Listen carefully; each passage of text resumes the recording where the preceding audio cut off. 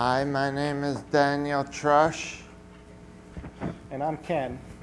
And why don't you tell everyone about how you learned some words, right? Oh yeah, I learned the words to two glorious Stefan songs without ever studying them. Before we understand how that was possible and why it happened, we want to give you a little background. Daniel was a typical 13-year-old when his life changed forever on March 9th, 1997. Why don't you tell everyone what happened on that day? Oh, okay. So on March 9th of 1997, I was playing basketball one Sunday afternoon at my school gym when one of my 5 undetected brain aneurysms ruptured in my head. I went into a coma, and I was in a coma for 30 days, and I was in the hospital and rehab for a total of 341 days. But who's counting, am I right?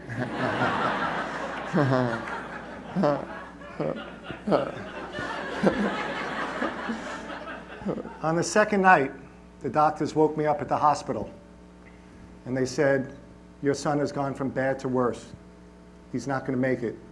Get your wife to say goodbye. It was 5 o'clock in the morning. I couldn't believe it.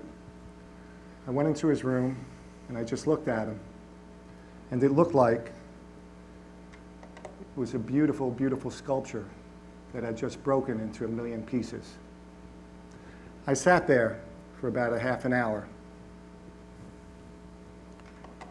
and I said, if Daniel, for some reason, survives, I made a promise. I made a promise that he would have a meaningful life.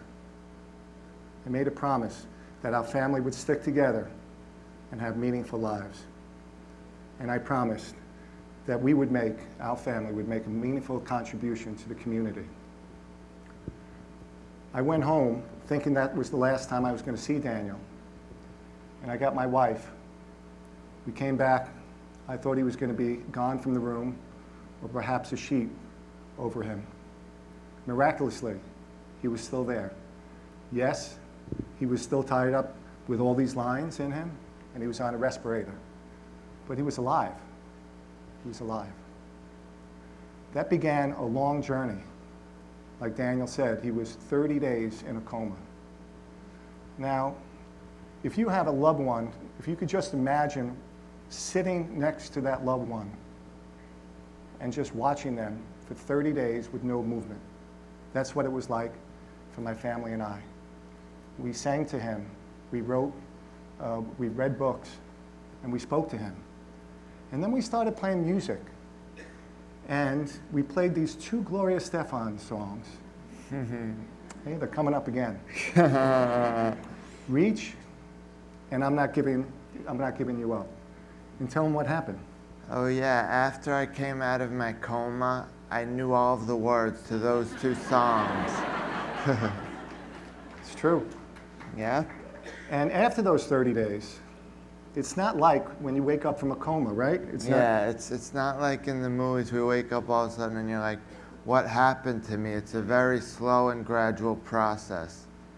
And so when Daniel was coming out of the coma, we wanted to communicate in a way because, you can say, I love you many, many times. And then after a while, it loses its power. I love you. I'm going grocery shopping. I love you. So I decided to write a song. And the song wasn't very good, but it came from the heart. And I sang, it went something like, I believe in you. Yes, I do. And then something magical happened about 3 months into it. Daniel started riffing with me. So I said, I believe in you. Doop, doop. And we started going back and forth. And I sang that song from my heart for 1.5 years straight, every single night, to tell him how much I loved him. And then after 1.5 years, what did you tell me? I asked if my father would stop singing that song, please. And I said, now, after 1.5 years, why now? And I said I couldn't tell you to stop before. I was in a coma.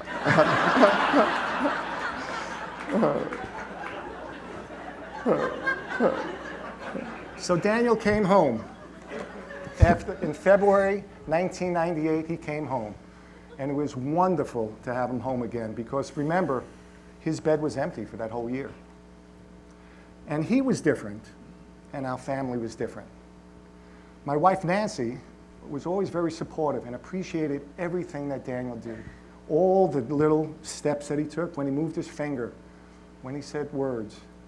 I, on the other hand, was trying to bring him back to the day before his injury. And I would work him so hard because the therapist fueled me with what to do.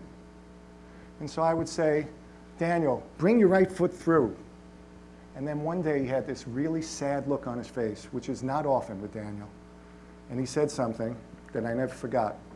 I said, I want you as my dad, not as my therapist. I have tons of them. I only have one of you.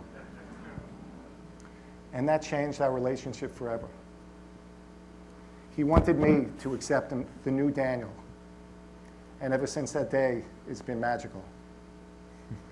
Now, Daniel was always a goal setter. He was in a wheelchair for 3 years. But like the coma, it's not like I'm out of the wheelchair, so you're in the wheelchair a little. So we would go to Central Park, and he would walk one lamppost, then I would push him one lamppost. And then finally, he got up and he turned to me and he said, I want... Dad, I'd like to do the New York City Marathon. I said, how are we going to do that? So starting in 2005, he worked 5 days a week for 2 years. And tell everyone what you did in 2007, about 10 years ago. Oh yeah, in 2007 I actually completed the New York City Marathon, all 26.2 miles.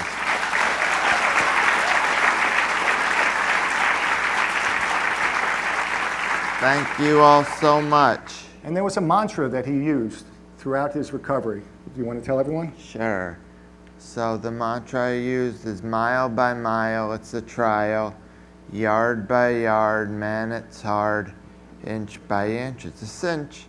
So that means just keep trying new things. You never know what's going to stick. So after he completed the marathon, we were saying, okay, what is Daniel going to do for the rest of his life? We referred back, remember that second night in the hospital, we talked about a meaningful life for Daniel, and we talked about something meaningful for the community. So we were searching. And then that connection with music. Daniel used to play music before his injury, right? Yep, I used to play the guitar and the trumpet before my injury, and since I've taken up the keyboard and I sing a little bit. And so we started saying, okay, he loves music. He connects with music. He's a good judge of music that's not good when he told me to stop singing. And so we looked and we said, we looked online and we looked for music and disabilities. And the only thing we saw was music therapy, one-on-one. Now, Daniel, how many, you had 5? I was having 5 therapies a day that were just me and a therapist. So we wanted to make Daniel's Music Foundation more group-oriented so that people could be with other people around their own age and their own ability level. So we started with what? With 1 keyboard class and only 5 members, and today we have our very own big, beautiful 8,700 square foot music center up on 101st Street in Lexington Avenue. All of you are invited if you want.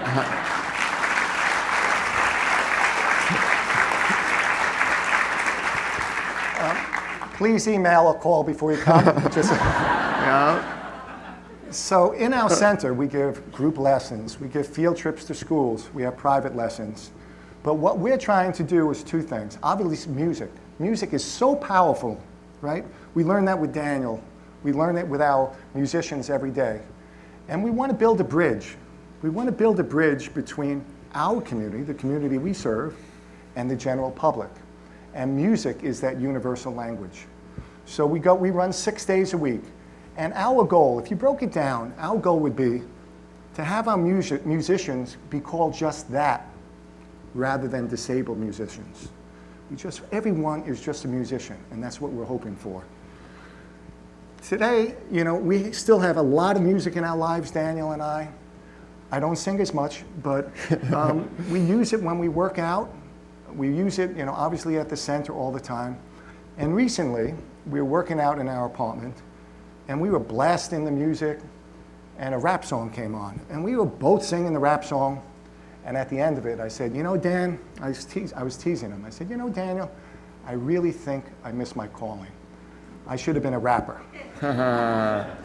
And he said, at first, And I said, at first I was a skeptic, but then I heard you spitting out that hot fire, and now I believe. So today, I am going to spare you, and I'm not going to rap or sing. But Daniel is, with our music director, Jerry Powers. It's an original song. It's entitled, All I Need Is You. Ready, guys? Yep. I don't need clothes from some fancy designer. T-shirts and blue jeans are so much finer. Walking in the park and breathing fresh air, or relaxing at home in a comfortable chair. I don't need to ride in fancy cars or limousines. I don't have champagne wishes or caviar dreams. These kinds of things are not my speed. They're not very important to me, no.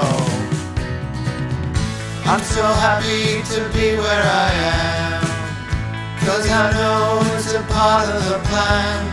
You promised me a love that's true, so all I need is you and you and you and you and you and you and you. Everyone deserves to find happiness.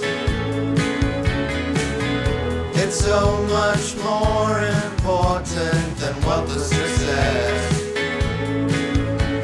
The best things in life are usually free. The simple things are what we need. A nice hot meal and some tender affection. A good night's sleep, and not to mention music and laughter, the joyful sounds. That's what makes the world go round, yeah. I'm so happy to be where I am, 'cause I know it's a part of the plan. You promised me a love that's true, so all I need is you. Ready? I'm feeling good about the things that I'm doing, and I'm excited about what I'm pursuing. I like the direction in which I am going. With love in my heart, I'll keep on growing, yeah. I'm so happy to be where I am, 'cause I know it's a part of the plan. You promised me a love that's true, so all I need is you.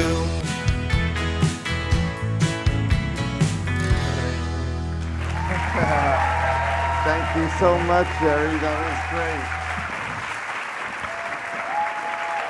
Thank you all so much. Take a bow, Danny. Take a bow.